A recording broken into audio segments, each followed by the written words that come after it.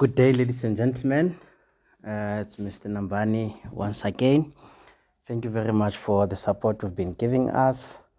Thank you very much for liking and subscribing to our YouTube channel and Facebook channel. The numbers are growing, and that is what we want to see, because it says more of you are enjoying the content that we are sharing with you. At the very same time, you are doing well in your respective schools, wherever you are in the country. So now we're busy with a series of organic chemistry, where we did now naming and structures, and we explained in detail what is it that you need to look for when you are busy with your preparing for the exam or a test, or when you are generally studying for a better understanding of the concepts. So what's key is identification of different homologous series with the general formula, as well as how to name those and drawing the structures. But if you want more of that, definitely go back to the videos we recorded under naming and structures. Then definitely you should be able to be assisted. So now today we are looking into physical and chemical properties. So it's physical and chemical properties. But now one will ask, what is physical and chemical properties? Remember when we defined the functional group, we said it's a group of atoms or a bond that determines physical and chemical properties of an organic molecule. So it basically says each and every molecule in a different homologous series, they do behave differently. But when they behave differently, it says now I need first to identify exactly what are these physical and chemical properties. The first one is what we call the boiling point. The second one is what we call the melting point. Then the other one is what we call the vapor pressure. So we are going to try and explain each and look into why do other organic molecules have different boiling points, different melting points, as well as vapor pressure. So I'm going to go into the first one here, which will be the boiling point, because in physical science we are governed now by the definitions to give us a clear understanding of the concepts. So it says now we need to define what is a boiling point. So a boiling point, we define it as the temperature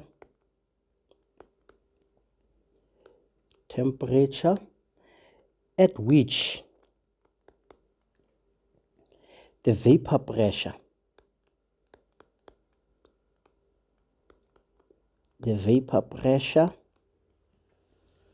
of a liquid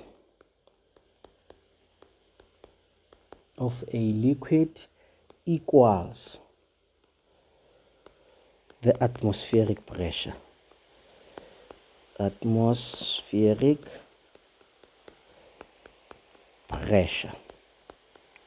So let's look for the keywords. So when we look for the keywords, it's now temperature, which is equals to the vapor pressure of a liquid at the atmospheric pressure. So those are the keywords. What does it necessarily say? It says to me, if I have my atmospheric pressure at 101.3 kilopascal, then I have a certain temperature here. This is now temperature in degrees Celsius, and then maybe I should explain this now, should be my vapor pressure. So the atmospheric pressure is this point here This is now the atmospheric pressure. It's a constant, by the way, of which we will learn with when we do other concepts.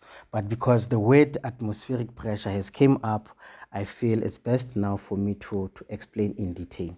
Then I have a certain organic molecule that has some form of this type of a graph. So all it says to me is, at this temperature now, where the temperature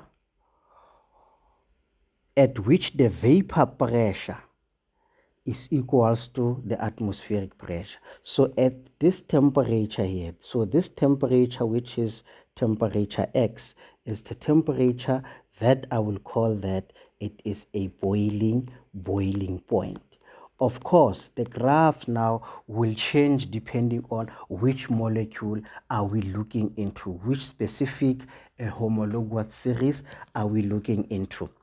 But the key idea is, this is basically what the definition says. So if I am given a graph, then where I have now 101.3 kilopascal, that will be my atmospheric pressure. So the temperature at which now I get the atmospheric pressure being equal to the vapor pressure, it gives me now the boiling point. So the boiling point will be this temperature X that I do not know. That is exactly what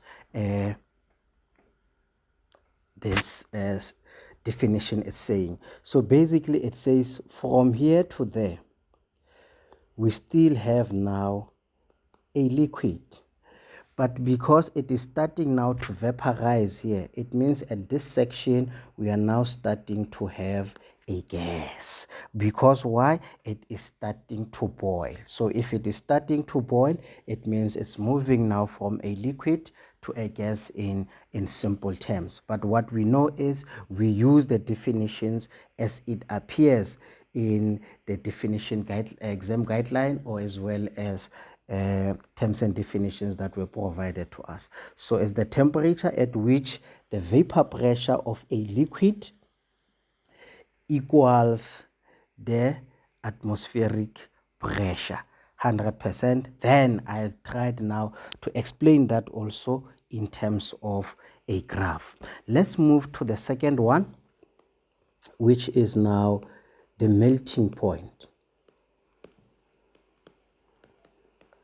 So this is number 2. So what is the melting point?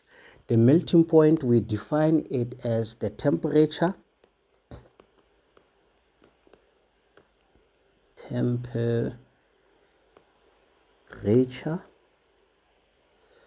at which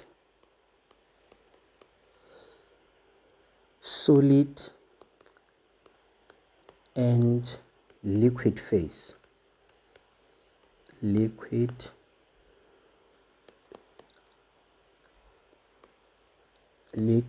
phases at a substance are at equilibrium.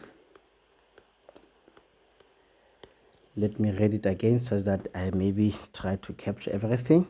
So it is also, let's look for the keywords. It is also the temperature at which solid and liquid phases of a substance. It should be of a substance of a substance are at equilibrium. So these are definitions that each and every one of us must be able to know. So it basically says the temperature at which a solid and a liquid phases of a substance are at equilibrium. So I believe this one is very clear. We understand it fully from grade 10. So I will move to the most one, which is somehow now more complex. It might be new if we did not do it in grade 11. But in simple terms, this one is number 3, is the vapor pressure. So I've seen a couple of previous papers where they ask vapor pressure most of the time. The reason for asking that is we as the students, we fail now to give a correct definition of what is vapor pressure. So vapor pressure is the pressure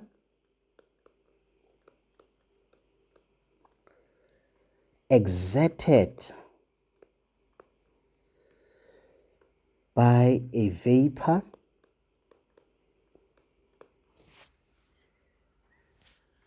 at equilibrium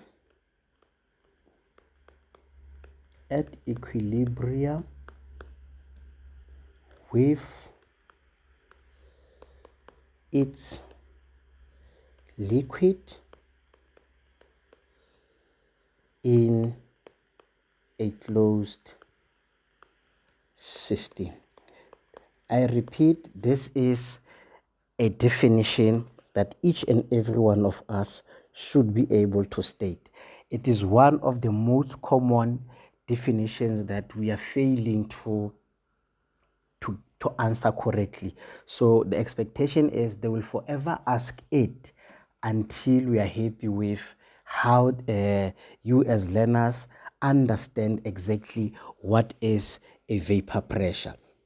So vapor pressure is the pressure exerted by a vapor at equilibrium with its liquid in a closed system. So remember, it is now a definition, so it's either 2 or 0. Hence, I'm also trying to highlight now the key words that each and every one of us must be able to understand. So these are the physical and chemical properties that we are going to look into. But the question now should be, if I have all these definitions, what exactly influences the differences in all the boiling points? So it brings me now to this bullet that I am going to go into. So it's number 4 now. So at number 4, we talk now of strength of intermolecular forces. Intermolecular forces. But now the strength of intermolecular forces, it says each and every different homologous series will have now a different set of intermolecular forces. So it will be best maybe to identify first that which ones have a certain specific intermolecular forces. Because what happens is the examiner is looking for us to exactly specify which type of intermolecular forces is found in a specific homologous series. So before I get into the strength, then it means we need to be able to say, but these are the intermolecular forces we have. So we have the first one that we call London forces. But where do we find London forces? London forces are in all the homologous series, but they are more dominant in, alkanes,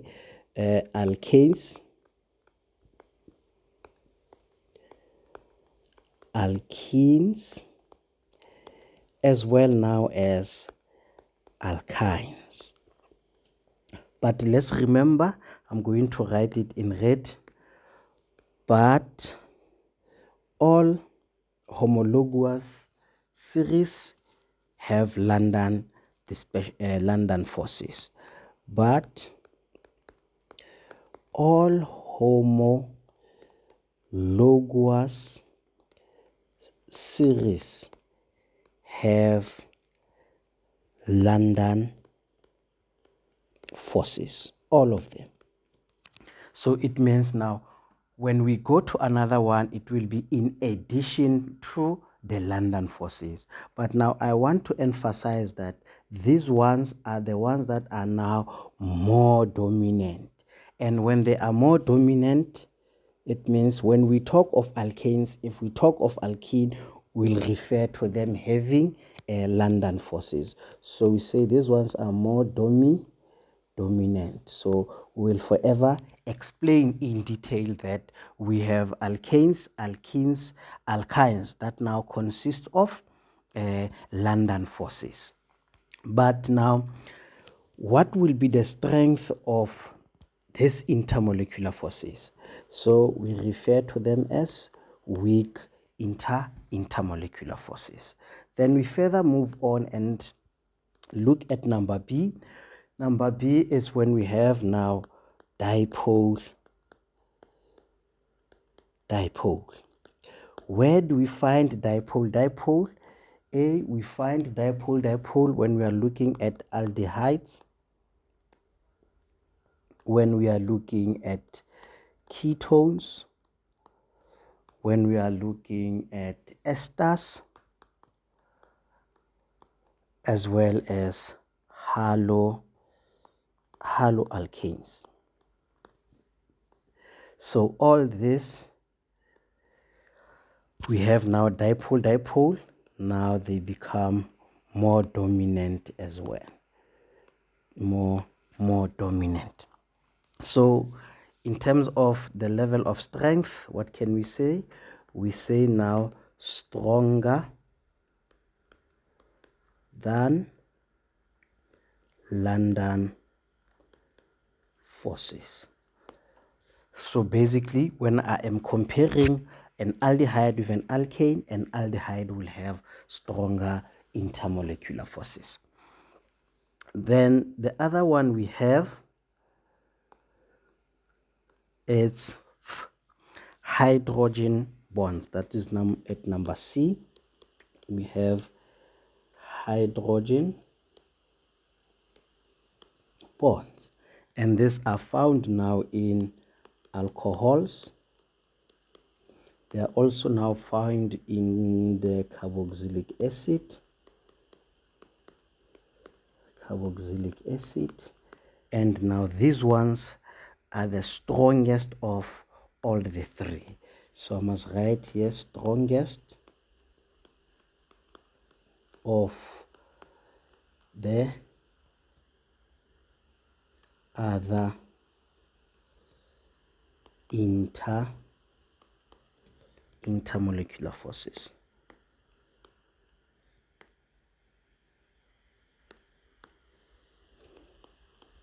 Intermolecular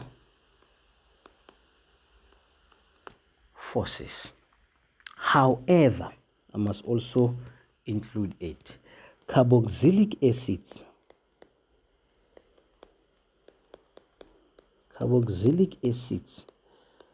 are stronger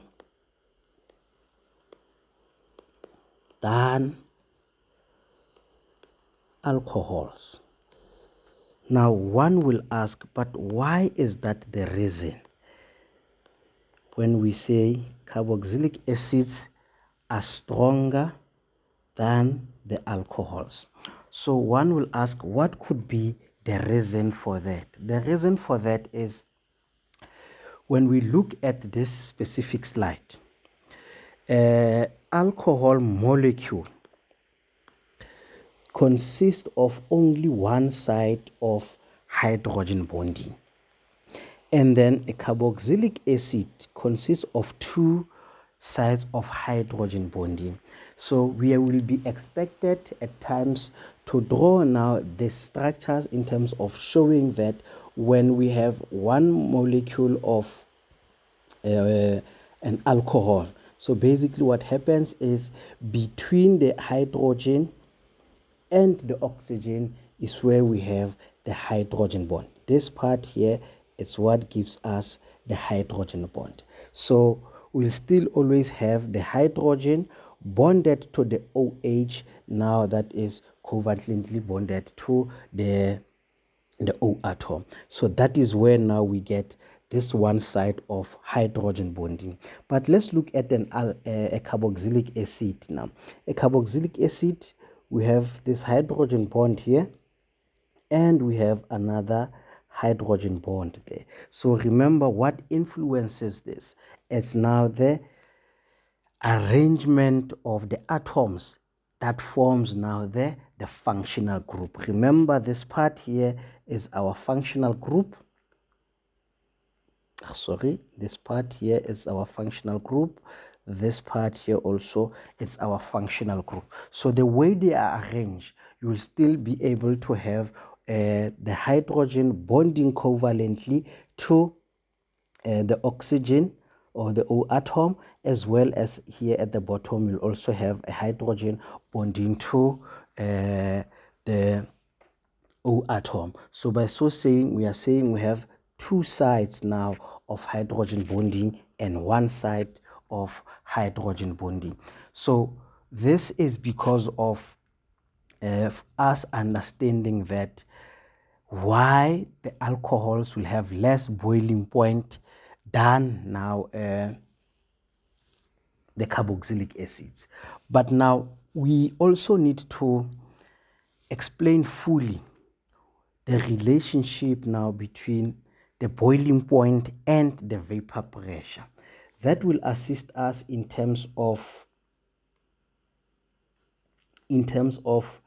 exactly knowing what we need to do when we are given a table maybe of vapor pressure. So I'm going to go back to this and maybe use this space here. So now that we know the type of intermolecular forces we have and where do we identify them and their level of strength.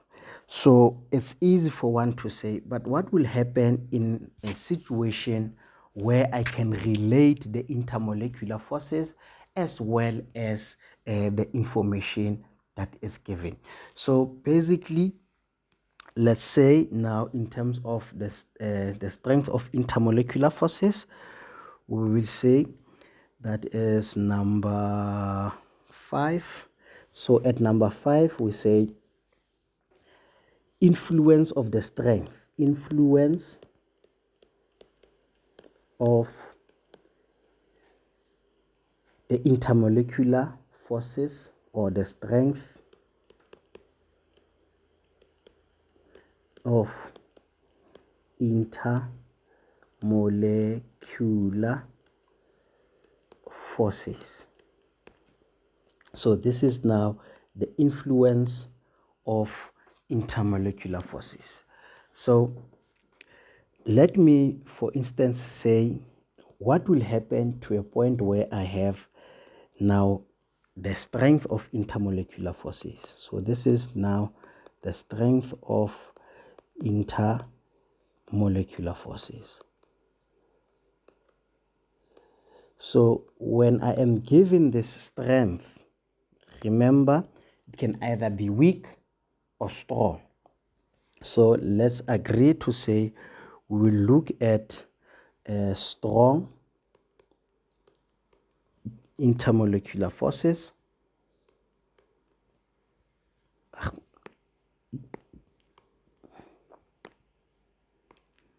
We are looking at strong and we are also looking at weak. So you can have between the two molecules either a very strong strength of intermolecular forces or a weak strength of intermolecular forces. So how will that now influence the physical and chemical properties we have? So if I have a strong intermolecular forces, it's important for me to say I'm going to have now a high boiling point.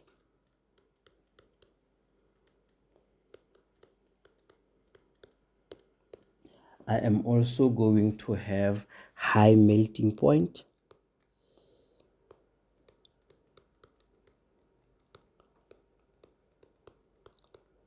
And then I am going to have low vapor pressure. Low vapor pressure. And vice versa, obviously, with the weak intermolecular forces. So it will be low boiling point and then lower melting point. So it's low boiling point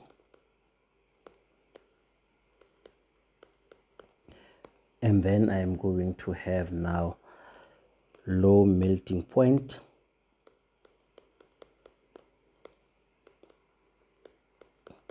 and then high vapor pressure. High vapor pressure. But now let's understand something here. So the stronger the intermolecular forces, the higher the boiling point, the higher the boiling point, the higher the melting point, and the lower vapor pressure. The lower the boiling point, the lower the melting point, the higher the vapor pressure. So what can we conclude here? We can add and say, but now the relationship between the boiling point and the vapor pressure is that when the boiling point is increasing, then we are going to get a lower vapor pressure. But that does not necessarily mean they are directly proportional to each other or inversely proportional to each other, because now the rate at which the liquid boils, it's not the rate at which it evaporates or it changes now to a vapor. So in so doing, we are saying now the higher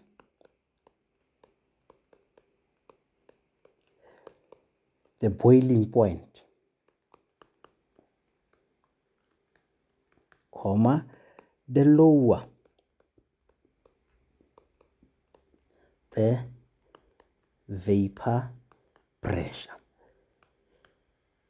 Please note, they are not inversely proportional, because for inversely proportional to occur, it means the rate at which temperature changes is the rate at which now or increments of which the vapor pressure will change on, and that is not true, because now the increments of boiling point will not be the same as the increments of vapor pressure. So we can only say the higher the boiling point, the lower the vapor pressure. So it means now if I have an organic molecule that has a high boiling point, it will definitely have a lower vapor pressure.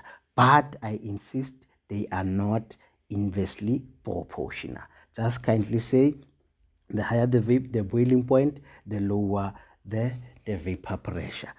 But now we understand fully that the strength of intermolecular forces will influence our physical and chemical properties. But what happens in a situation where I am comparing now different molecules? For instance, let me say, what happens in a situation where I am going to say, but what exactly influences my melting point vapor pressure and vapor pressure? So I'm going to start here and say, what if we have this where I have my melting point, I also have my boiling point, then I have my vapor pressure,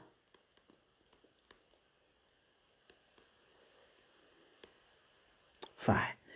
So now these are the factors that influence melting point, boiling point, and vapor pressure. Of course, with the strength of intermolecular forces. But when are we going to be able to understand if we are looking or comparing organic molecules that belong to the same homologous series? So I'm going to give few hints as to what is it that we need to look for. The first thing is, we can be asked to compare how different chain length influences the physical and chemical properties. We can be asked now at number 2 in terms of the number of branches. Maybe I should write it here. It will make more sense when it's there. The two number of branches, and then the last one, it's the functional group. Functional group. So that is at number 3, and this is at number 2. So the question should be, how best can I identify when the examiner is asking me of a chain length, such that I can be able to give the correct reasons? The way I answer should be in such a way that I am reasoning or giving my explanation in a way that I know which one exactly am I talking about. But now, I need to have a bullet to say, for me to compare in terms of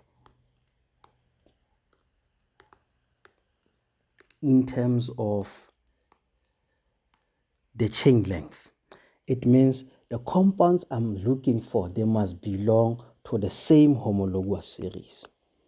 Must belong to same homologous series. But for number of branches, it's true also, ne? Because I cannot compare number of branches when I have different compounds belonging to the different homologous series. So it basically says to me, they must also have the same homologous series. That is point number 1. Same homologous series. Fully understood.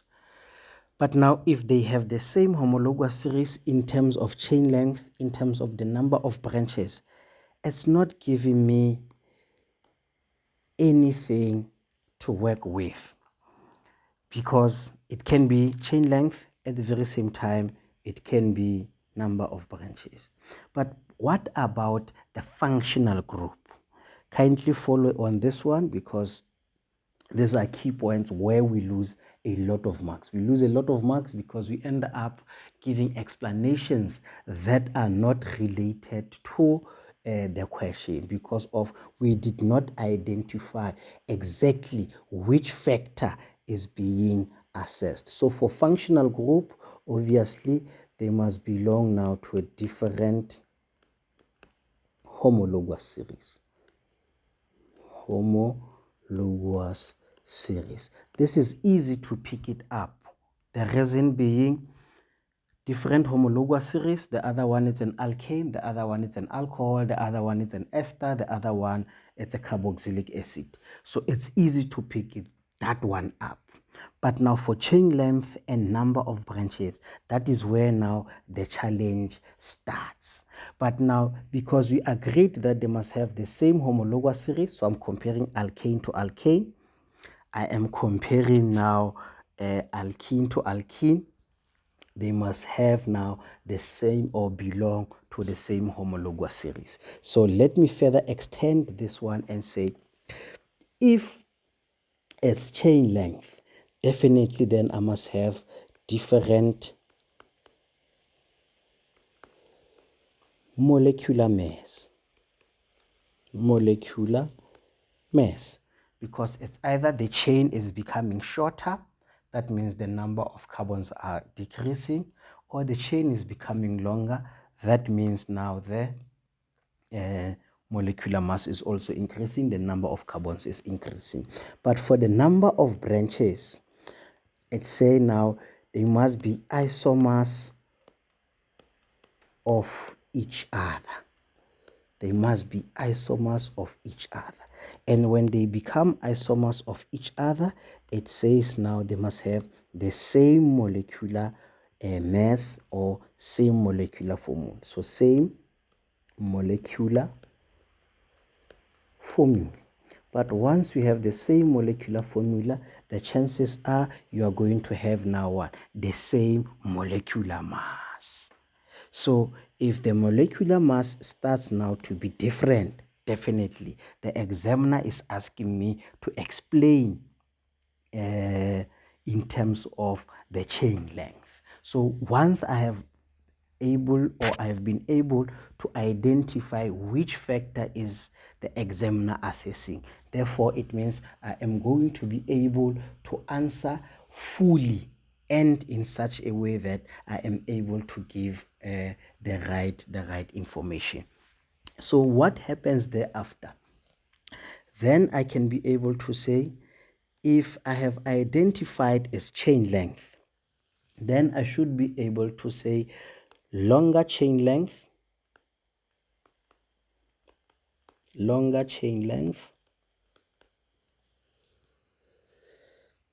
larger surface area, larger surface area. That is very key. So this will be bullet number one. Bullet number one is comparing now the structure. So I'm going to write it also here to say, first thing is we need now to compare structure. Okay, let's remove this and just write structure. So emphasis here is we explain now in terms of structure. That is bullet number one. So bullet number one, we have identified which one has a longer chain.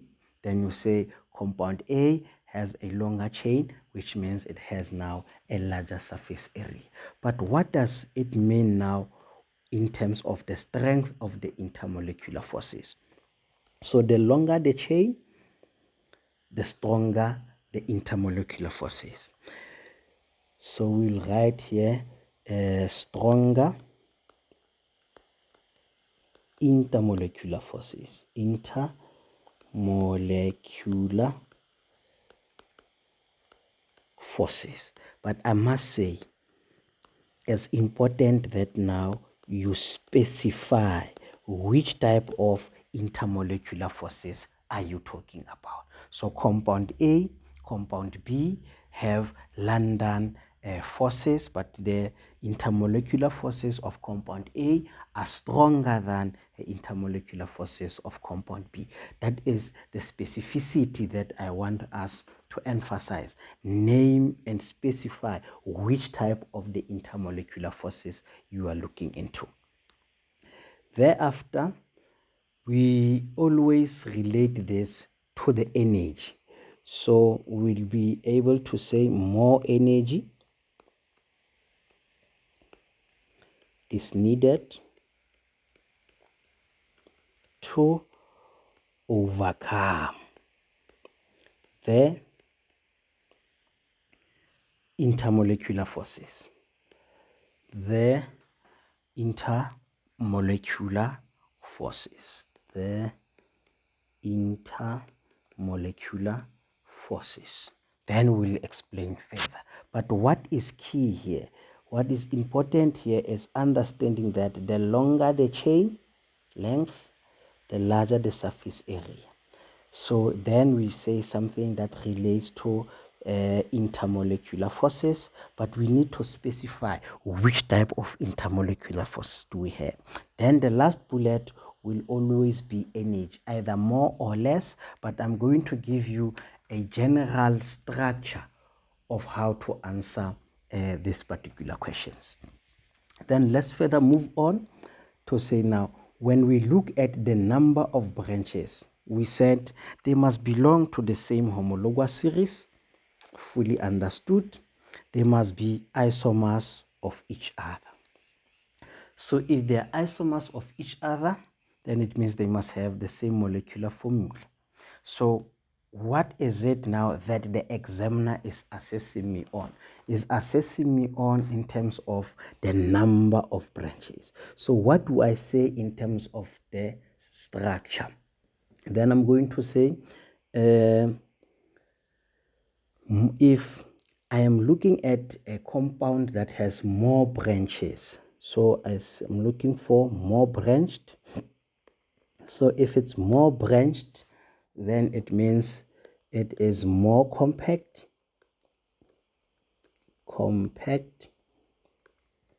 and it has now a smaller surface area, and has smaller surface area. Then this is a part where we spoke of now what? We spoke of the structure. So this is very, very important. It's always the structure, the type of intermolecular force, and the energy that is needed. Then we further move on and say, okay, if that's the case, what can I say in terms of the strength of intermolecular forces? So if I'm looking at a more branched, then I'm going to have a weaker intermolecular forces. Weaker intermolecular forces. So remember also, I must be able now to specify. So I will write here that please now specify which type of intermolecular force are you talking about. So always name that type of intermolecular force and thereafter relate the strength of the intermolecular forces. Then lastly, it's energy. So because of weaker intermolecular forces, I am going to need less energy. So less energy is needed to overcome the intermolecular forces. And that's very easy to relate it to melting point, boiling point, and vapor pressure. Because if I have more energy that I need, then stronger intermolecular forces, it means higher the boiling point, the higher the melting point, and the lower the vapor pressure.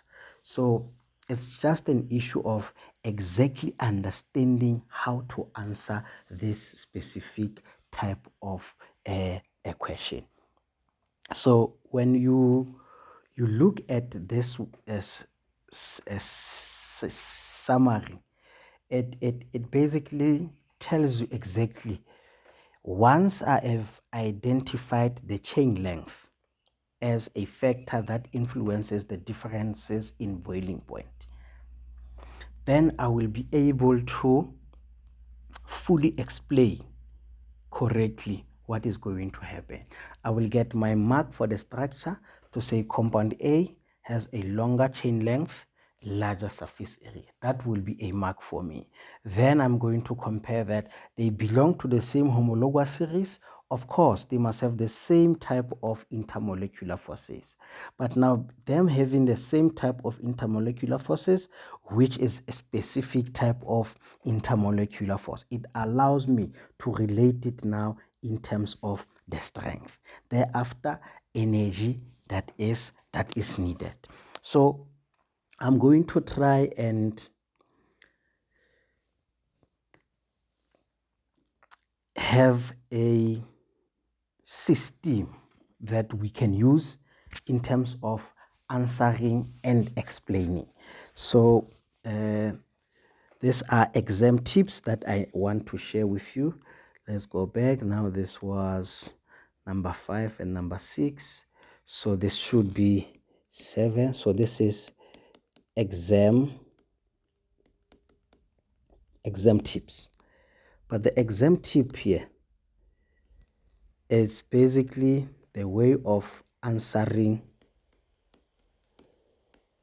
the question that says, explain the difference in boiling points of A and B. Explain the vapor pressure of A and B. So first things first, at A, it's now identify which factor. Identify which factor is being compared. That is the first thing. So these are the factors that affects melting point, boiling point, and vapor pressure. So factor number 1, it's chain length. Factor number 2, number of branches. Factor number 3, functional group. So we said if they belong to the same homologous series, the chances are it can be chain length or number of branches.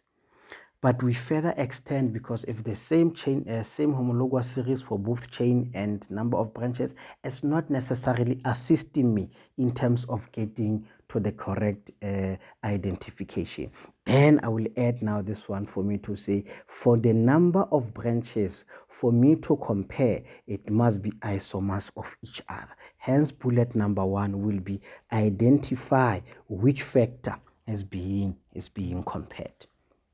Now, let's get to the structure of answering. That is number B, structure. Okay, let's not say structure, rather say steps. Let's say steps to answering.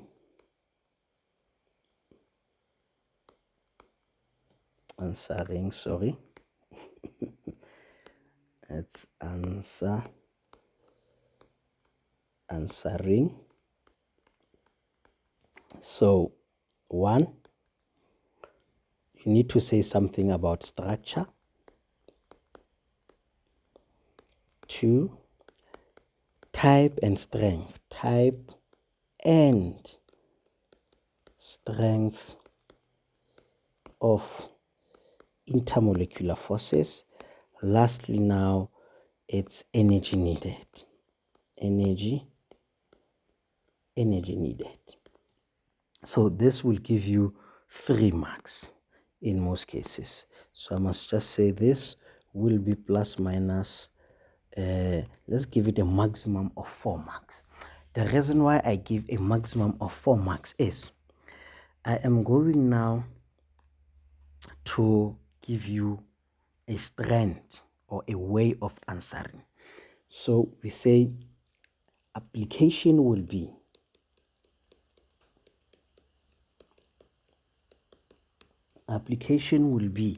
at bullet number 1, compound has, now it's bullet number 1, larger surface area than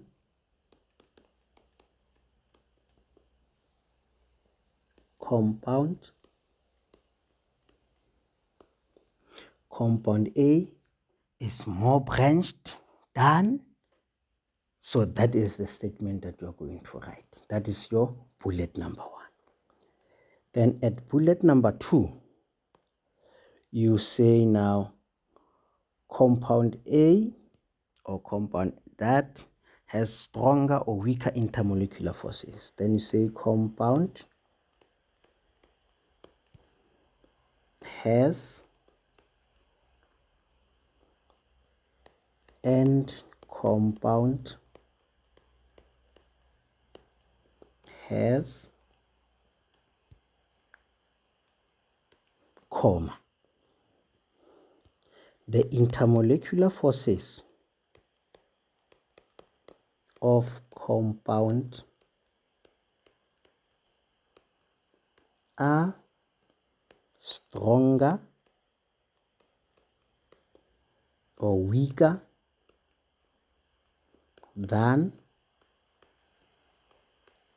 the intermolecular forces of compound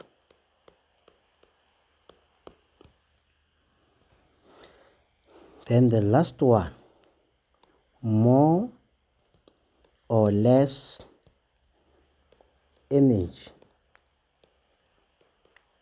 is needed to overcome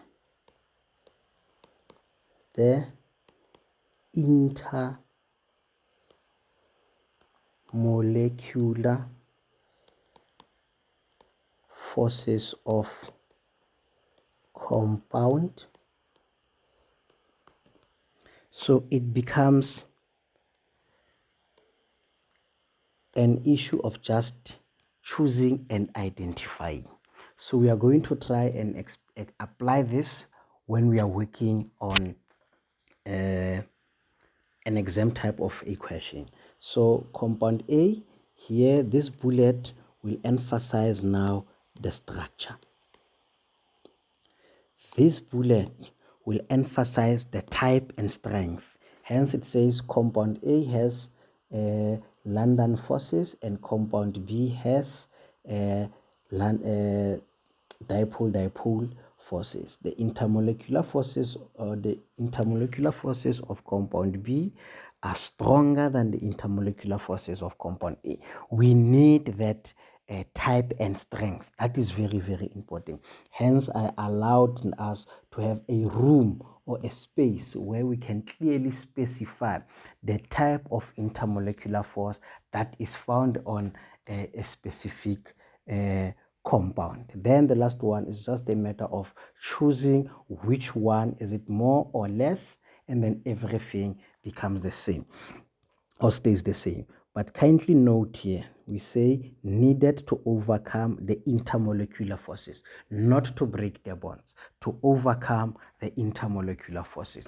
Once we say the bonds, you are talking of completely something different. So it will make your life somehow difficult, because at times it is being accepted, at times they don't accept. But the general one that I know for sure that we will forever accept is this one, that more or less energy is needed to overcome the intermolecular forces. So basically this is a general way of answering.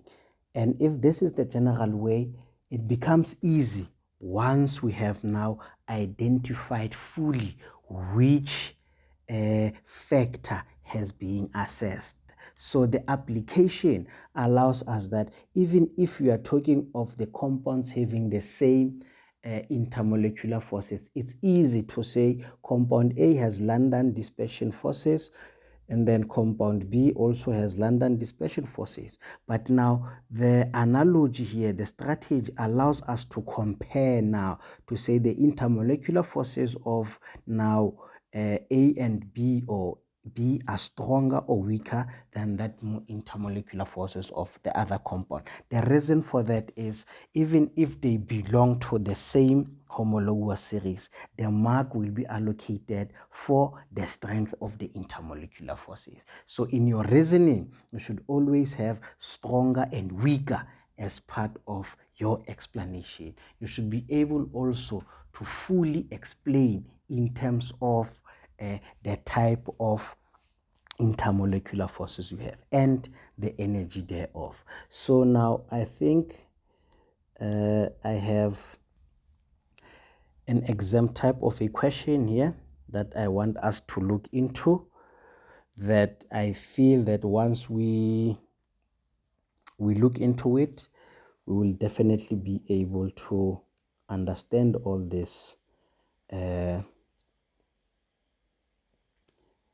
principles that we are looking for. So let's start with this one. It's a multiple choice question, and remember, I usually say multiple choice, it's one of the key type of questions that ensures us that we understand fully the concepts that have been taught to us. So I will get straight into the question for the sake of time. It says, which one of the following compounds shown below has the highest vapor pressure at room temperature? So now, because of highest vapor pressure, what does that mean? We need now to expand the question such that we have a full understanding. So highest vapor pressure, what does that mean in terms of the boiling point? It basically says lower boiling point.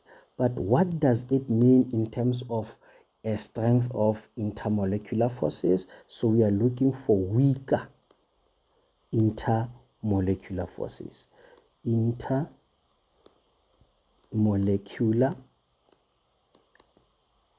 forces. Then weaker intermolecular forces give us a lower boiling point. Lower boiling point will give us now the highest vapor pressure. So this is explaining further, because tomorrow it will be which one has the lowest boiling point. Then we should be able to answer still. But now the examiner here is asking us of vapor pressure. So what did I do? I related now the vapor pressure to boiling point. I know that if I have a higher vapor pressure, then I have a lower boiling point. If I have a lower boiling point, I have weaker intermolecular forces.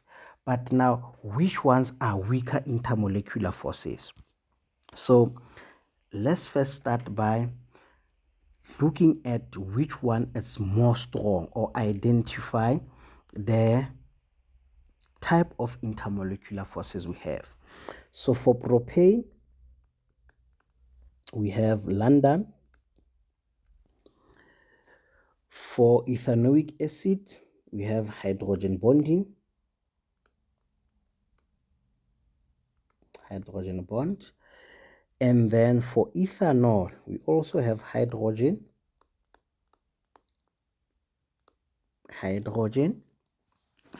And then for fluoroethane, definitely it is a haloalkane, so we have dipole.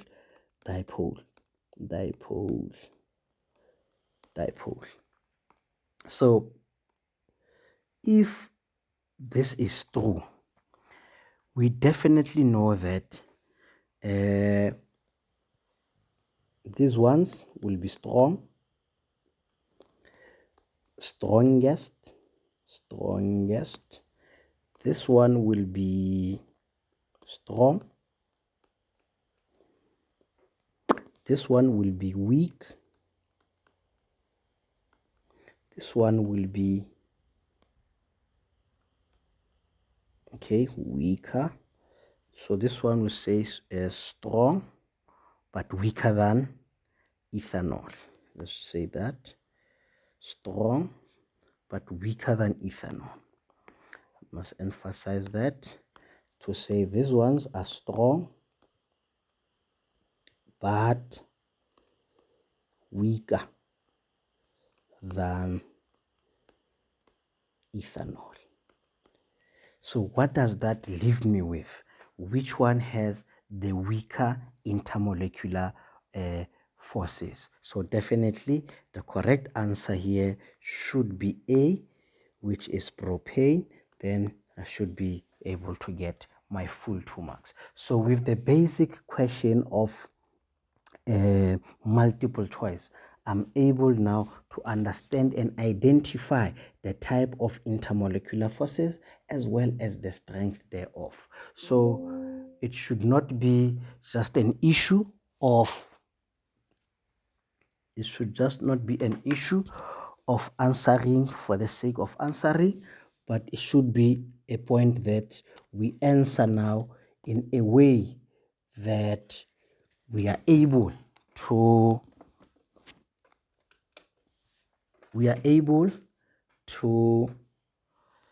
explain the concepts in detail. So I will go also to question number 2. And then question number 2 says, which one of the following compounds has the highest melting point? Now I must also try and relate that. Let me remove this. Then the question should be, do they belong to the same homologous series? Yes, they belong to the same homologous series.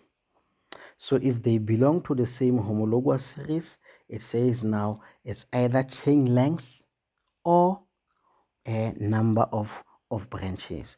But definitely, I will write here same homologous series.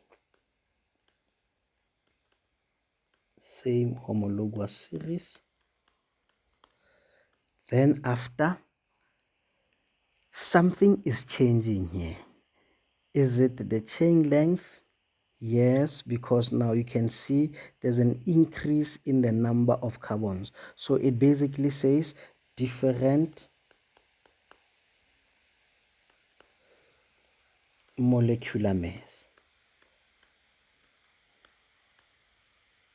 So with different molecular mass, then I remember now that let me take all this and extend it further to say, if this is the case, same homologous series, different molecular mass, then I am talking or looking into a factor of now chain length.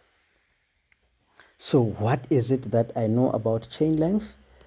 One, longer chain length, larger surface area. Then with larger surface area, what else can I say? I know now a stronger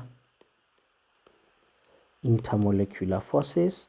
Then with stronger intermolecular forces, high melting point, as well as boiling point.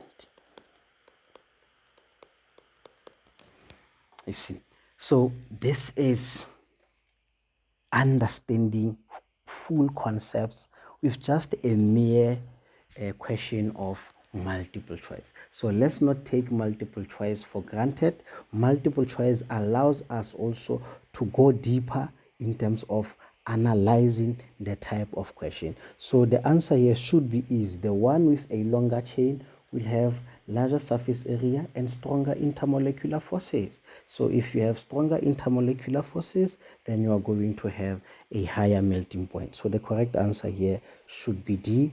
Now I will get my two marks. Very easy, but basically the question was now addressing which type of factor? The chain length. Then let's look into number 3. Which one of the following compounds has the highest boiling point? First things first. Which factor is being assessed? Let's look at how many carbons do we have. 1, 2, 3, 4, 5, 6. 1, 2, 3, 4, 5, 6. 1, 2, 3, 4, 5, 6. 1, 2, 3, 4, 5, 6. So all these are now what? Isomers of each other. They are isomers of each other. Then if they are isomers of each other, what is it that I know? I know that definitely they belong to the same homologous series. Maybe I should write it down. Same homologous series. Same homologous series. Then it means we are looking at the number of branches. Because of that, we will be able to say, but now definitely same homologous series, and then they are isomers. Then it means here definitely we are looking for the number of branches. And what did we say? Now more branched,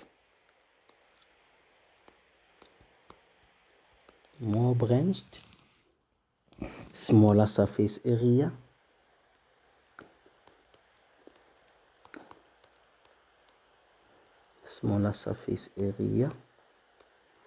and then smaller surface area, weaker intermolecular forces, weaker IMF, and then once I have weaker IMF, then I'm going to have low melting point as well as boiling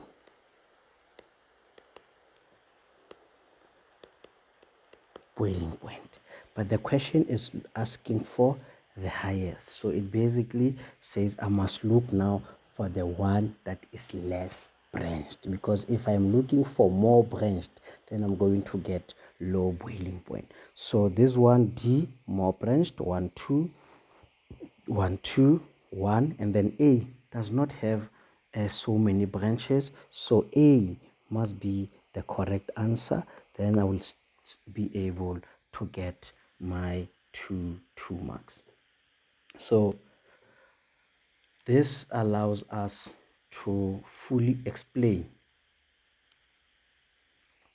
This allows us to fully explain in terms of which factor is being assessed. So once you are able to identify the factor, everything becomes so easy, because the bullets that you are going to follow now also becomes clear. So even if they belong to the same homologous series, remember they have the same type of intermolecular forces, but because of the same type of intermolecular forces and the chain in the difference in the structure, is what influences the difference now in melting point and boiling point. So I hope now this basic questions of multiple choice that we did fully explain in detail how you go about answering a question, as well as understanding the concepts in detail.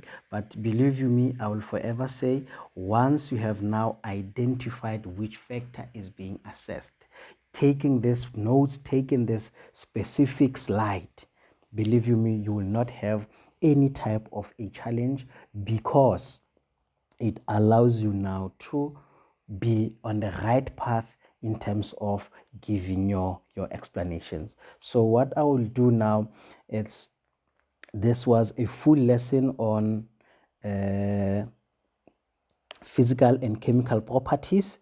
So what we intend on doing is have a couple of questions that we will answer, including few graphs, because graphs are now a new trend in physical science. So if we have a basic and standard question that we can look into, and then add maybe one other question where we explain in terms of graphs, that will assist us a lot in ensuring that we have closed the gaps when we will look into physical and chemical properties. So what we intend on doing, again, maybe I should share that, we'll start with our live sessions. So where you are able to access this, there will be a link to our WhatsApp group, so you can get to join our WhatsApp group through that link.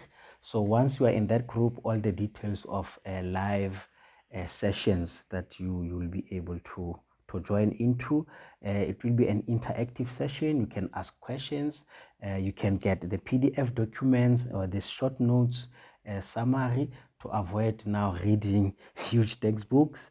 Then at the same time, for one-on-one consultation, I will still be available. You just have to make an appointment through our Facebook page or through me, of course, then with minimal amount, then all that can be yours. If you are interested in this, keep on telling your friend, keep on sharing the links, tell somebody about this. From me to you, thank you very much and have a lovely day.